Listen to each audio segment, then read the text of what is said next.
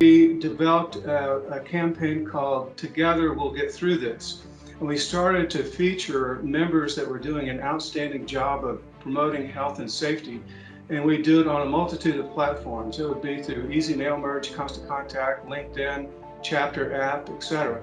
And so every other day we're featuring a new message about an AGC member that is going above and beyond the call of duty and promoting health and safety. Staff of AGC of East Tennessee has called every GC member just to reach out a helping hand. Hey, can we help you? Do you have any concerns that we are not aware of? We've also participated in the National Safety Stand Down. So we did some media with that because there was a lot of folks that was posting, negative business on Facebook, LinkedIn, this and that. Well, look, these construction workers, they're still working. The Safety Stand Down seemed to help relieve some of the pressures we was getting because then it was on the news. Here's what the construction industry is doing to be safe. Once we found out about the temperature checks that they were going to mandate touchless thermometers on every job site, we made a purchase of about 2,000 touchless thermometers. We came up with a supply list for our members, and it quickly spread through our membership, and we ended up making about $350,000 worth of PPE purchases for our members. It's very telling when you go to pick up the supplies once it started trickling in and you come back to the office and there's 2 or 3 members waiting on you to pick up the masks or the thermometers.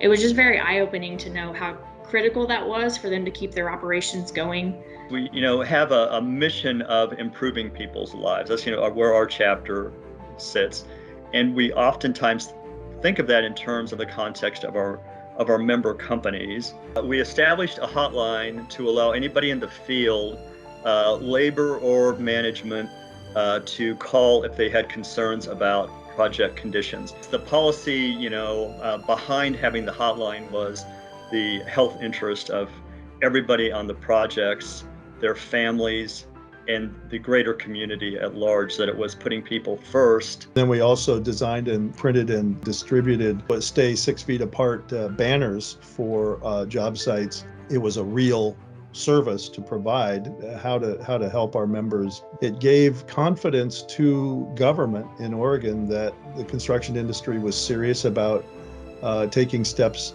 that it needed to take to keep our workers safe and the public safe. The content and the information that we were able to deliver by webinar. Webinars obviously aren't new, we've been doing them for a long time, but something would pop up and it was new, and we would be able to marshal resources both in terms of our staff or some of our member firms, whether they were accountants, attorneys, folks like that, to put together really informed content to help our members not be sort of shell-shocked by some new set of rules or some new bureaucratic maze that they needed to navigate, and usually do it in like 24 to 36 hours.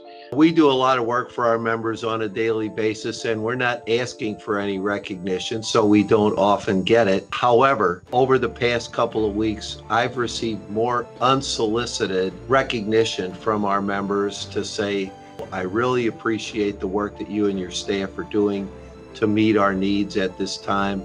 You're a place we can go, that we can trust in a world that is full of so much information and misinformation. When a pandemic hits and you have no resources, it changes your way of thinking. Let's be honest, if we weren't doing it, who would? I mean, this is the essence of what an AGC chapter ought to be doing. The association is not in this certain box of what we're supposed to do. Our mission is to serve the industry.